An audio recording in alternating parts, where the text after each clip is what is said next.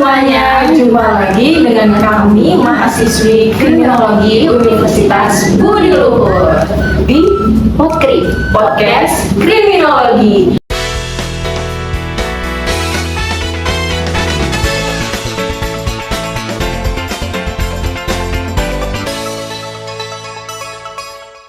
Nah, pada kesempatan kali ini kita akan membawakan podcast yang bertemakan perampokan. Dan pada podcast kali ini kita akan melakukannya bersama dengan narasumber kita nih, yang tentunya juga narasumber ini bukan orang yang sembarang. Narasumber ini merupakan orang yang memang kompeten dalam bidangnya. Siapa itu narasumbernya? Oke, jadi kita kedatangan Bapak Dery Daryana sebagai narasumber kita nantinya. Bapak Daryana ini merupakan kanit di Polsek Ciledug. Apa yang ingin ditanyakan dalam podcast ini? Nah, jadi kita di sini ingin berbincang tentang apa sih itu perampokan, Pak. Terus gimana tindakan preventif yang dilakukan sama lembaga kepolisian dalam menyikapinya. Terus kayak ada nggak sih, Pak, edukasi yang harus disebarkan ke masyarakat luas untuk pencegahan, dan juga bagaimana cara masyarakat ini menyikapi kalau misalnya mereka menjadi korban dari perampokan. Baik, saya jelaskan terlebih dahulu. Terkait pasal perampokan ini, biasanya kami jerat dengan pasal 365 KUHP. Pasal 365 KUHP itu apa isinya? Secara garis besar ialah yang mengatur tentang pencurian dengan kekerasan atau ancaman kekerasan terhadap orang dengan maksud untuk melakukan pencurian. Ancaman pidananya di atas 9 tahun penjara. Kayak kaitannya tadi Mbak bilang preventif. Terlebih dahulu kami berikan contoh apa itu yang pernah kita tangani di Polsek Ciledug ini.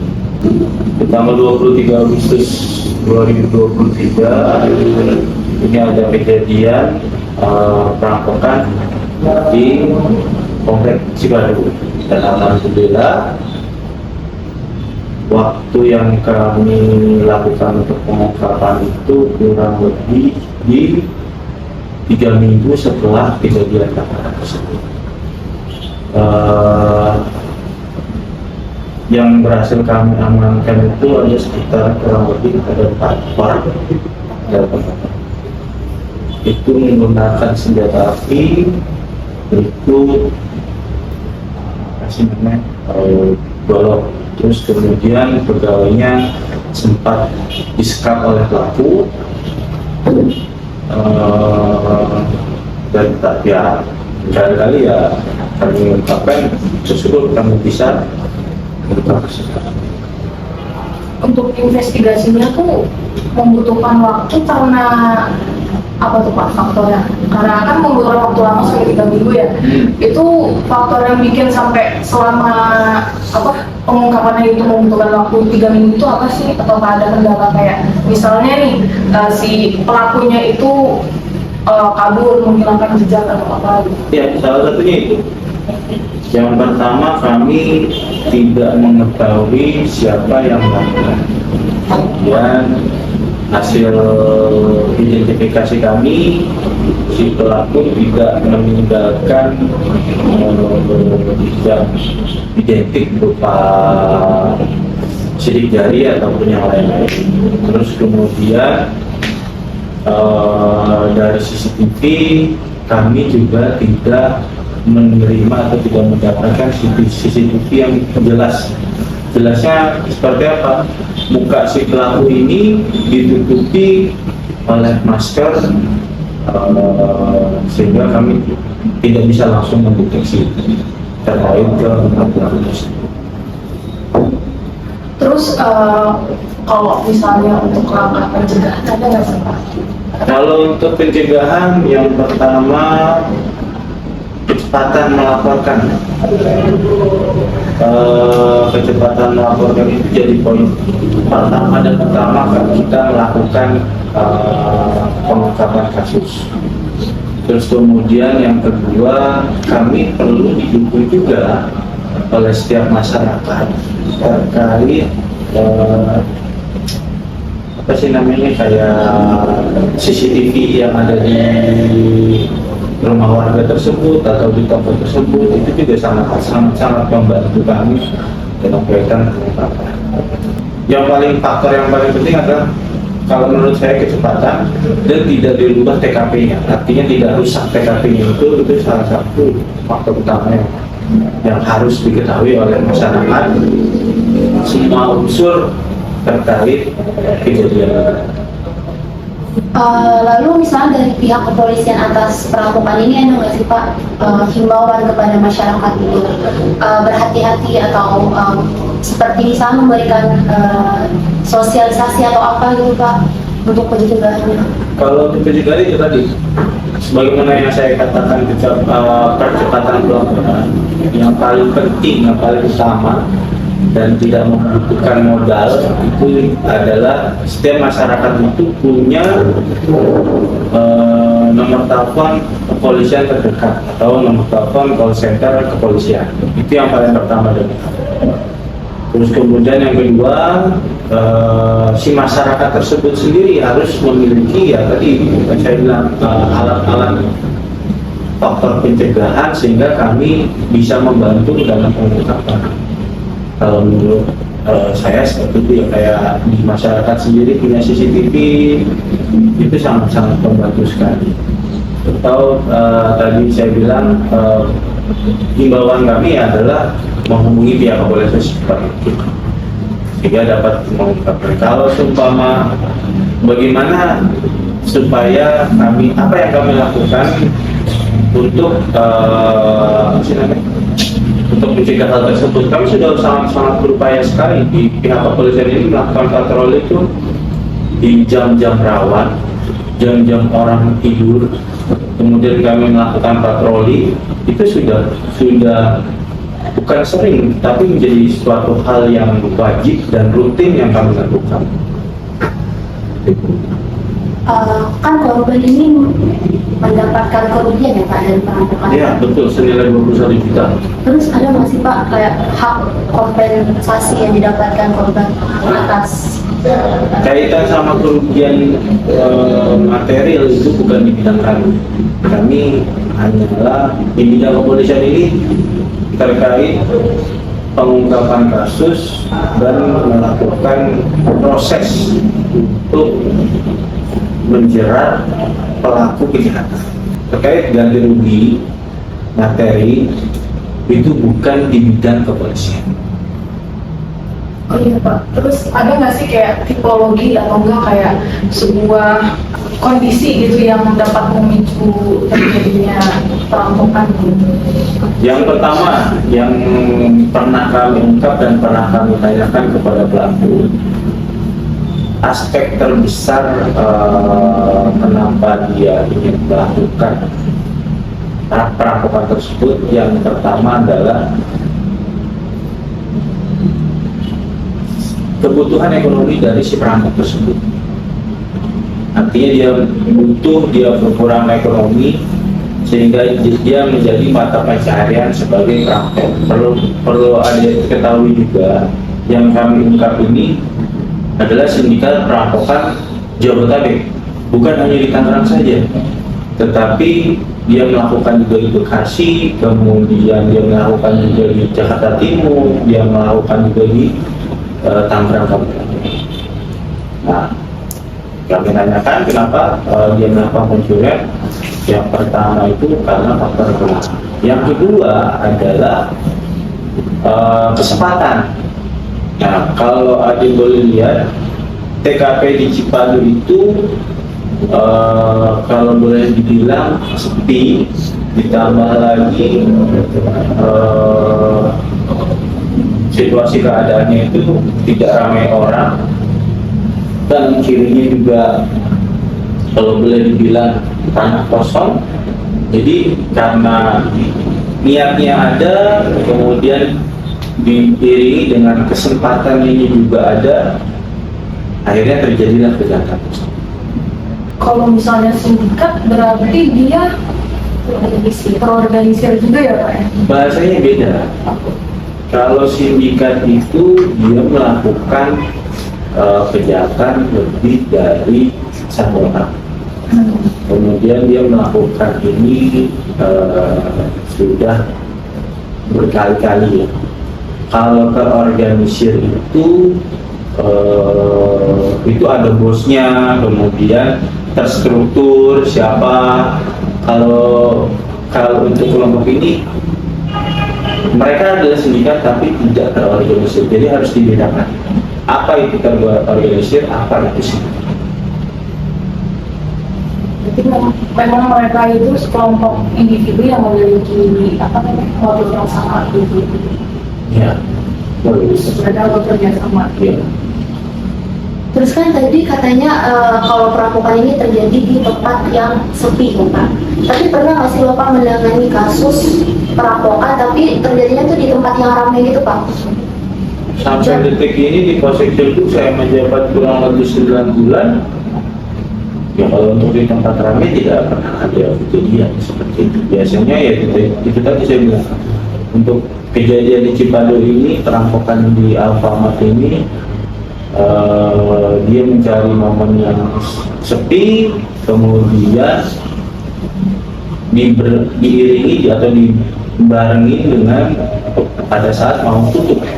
Jadi toko mau tutup, dia bareng masuk. Jadi memang memanfaatkan keadaan juga ya. Ya, yang tadi saya bilang niatnya dan plus kesempatan. Terus Pak, kan kalau misalnya masyarakat awam nih, kan tahunya kalau misalnya pencurian, perampokan, jambret itu kan sama-sama mencuri barang gitu. Tapi apa sih yang membedakan itu Pak? Yang membedakan adalah caranya, modusnya dia melakukan pengambilan barang. Itu beda-beda. Ada yang dikenakan pasal 345, kemudian ada yang dikenakan dengan pasal 363, ada yang dikenakan pasal 362, ada juga yang dikenakan pasal pasal 358 kalau tidak salah. Nah, di situ jelas di dalam KUHP yang kami pedomani, yang membedakan adalah cara bagaimana si pelaku ini mengambil. Caranya seperti apa? Adik-adik bisa lihat sendiri. Unsur pasal yang ada dari mulai 362, 363, kemudian 365, ada di bisa lihat sendiri. Karena kalau di podcast ini saya jelaskan satu persatu terkait modus dan unsur pasalnya, bisa ngapain 2 hari. Ya. Berarti tidak semua kejahatan yang mencuri atau merampas barang itu bisa dikatakan suatu kejahatan yang sama gitu. Tapi perlu dilihat juga dari motifnya gitu sama ya, betul. Jadi dari cara, dari motif, kemudian unsur pasal itu disesuaikan dengan cara dia mengambil suatu barang. Jadi kalau bahasanya tidak sama, tidak juga sama juga mengambil barang, tetapi caranya yang berbeda. Jadi caranya yang nggak sama. Ada caranya dia yang merusak, kemudian ada yang caranya dia melakukan kekerasan. Kenapa kita jerat dengan pasal 365? Karena itu tadi pada saat mengambil barang yang ada di Alfamart itu dia melakukan kekerasan terhadap korban. Apa itu? Dia memaksa korban untuk masuk ke gudang, kemudian tangan korban diikat, mulut korban diikat. Selama Bapak menangani kasus perampokan, biasanya pelaku ini kenal nggak sih Pak sama korban atau memang spontan aja gitu? Karena bukan spontan ya, bukan spontan. Yang tadi saya bilang, ini adalah sindikat. Sindikat ini dia berkali-kali melakukan perampokan tersebut. Tidak cuma hanya di satu titik. Jadi kalau tadi bahasanya apa tadi yang ditanya? Kalau itu Oh, kenal. Nah, kalau seumpama kenal itu dia sama sekali tidak kenal terhadap apa yang dihadapinya pada saat itu. Jadi antara si korban dan pelaku tidak kenal sama sekali. Pure karena ini adalah mereka pekerjaan, kemudian apa sih namanya kebutuhan dari sebelah perang. Pada saat itu bersyukurnya pihak Alfamart, jadi si korban adalah karyawannya, kemudian setelah kejadian tersebut karyawan ini bisa meloloskan diri yang tadinya tangannya sudah diikat tapi dia bisa melepaskannya. Setelah itu si karyawan ini langsung inisiatif telepon ke kantor pusat.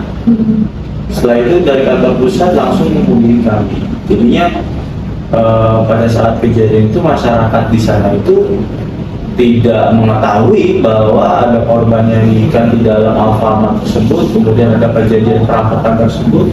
Ya si masyarakat di sana tidak mengetahui, sehingga ya tadi kalau semua sampai masyarakat emosi atau segala macamnya nggak ada pada saat kejadian itu. Yang di Alfamart dia melakukan penodongan dengan senjata api kita. Senjata apinya juga kita amankan, berhasil kita amankan, terus goloknya juga kita amankan. Untuk pertanyaan terakhir, ada nggak pesan Iya. apa Bapak sebagai apa sebagai pengayom masyarakat dan juga pelindung masyarakat gitu untuk menghimbau masyarakat biar terhindar dari Pesan saya yang pertama dan